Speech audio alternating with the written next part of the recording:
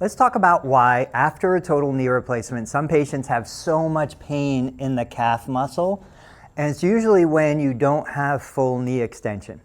So when we think about how the knee works, let's pretend that this is the knee that had the total knee replacement. When I have full knee extension, meaning that knee goes all the way back.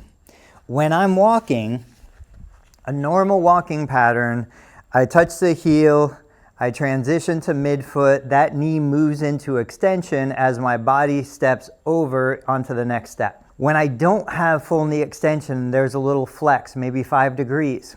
What happens is when I step, I don't usually get full heel contact. I step with more of a flat foot, and that calf muscle is working to kind of control and stabilize the knee. The gastrocnemius is one of the 2 main calf muscles. It crosses behind the knee.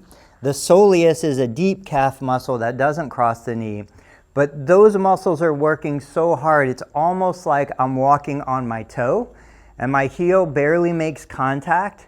And so if you've ever been to the gym and you've overdone it on heel raises, those calf muscles become so sore, so tight, so tender. A lot of patients will tell me the calf hurts more than the knee. That's usually the reason. So you've got a couple options to address that. One is you could stretch the calf muscle. Now my favorite way to work on stretching the calf muscle is to use one of these little wedges. I buy these at Walmart. They're a couple bucks in the automotive department. This is what goes behind the tire when you either jack up a car or you park a camper and you don't want it to roll around.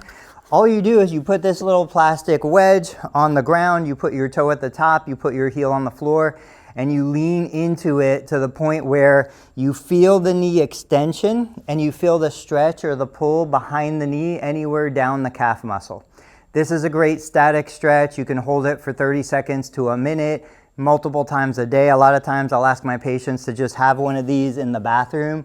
So when you go in to brush your teeth in the morning, you go in to brush your teeth in the evening, you're stretching your calf muscle, extending your knee while you're brushing your teeth. The other option is the rolling pin. If you've been watching my channel for any length of time, you know that I'm a huge fan of massage. I believe massage can be more targeted to the specific problem area, whereas stretching is very generalized. When I try to stretch a muscle, I'm stretching the muscle fibers, but I'm also stretching the attachments where the muscle turns into tendon, tendon attaches to the bone. I'm stretching the joint capsule, I'm stretching connective tissue, I'm stretching nerves. I'm stretching everything, and I can't focus the stretch on any specific area.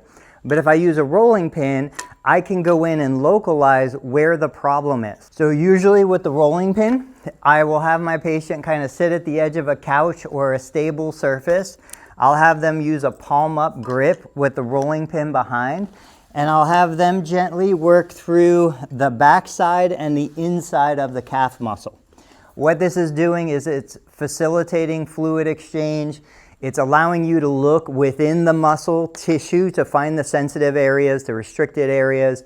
Sometimes you'll find a lump or a bump. That might have been old scar tissue from an old injury. You can mobilize and work that. It can be very precise and very targeted. I would usually recommend my clients do this 1 to 2 minutes. The only precaution is some clients who have had a total hip replacement in the past and they had a posterior or a lateral approach, they might not be allowed to flex at the spine past 90 degrees of hip flexion. So I would say if you had a history of hip replacement, this might not be the best option for you.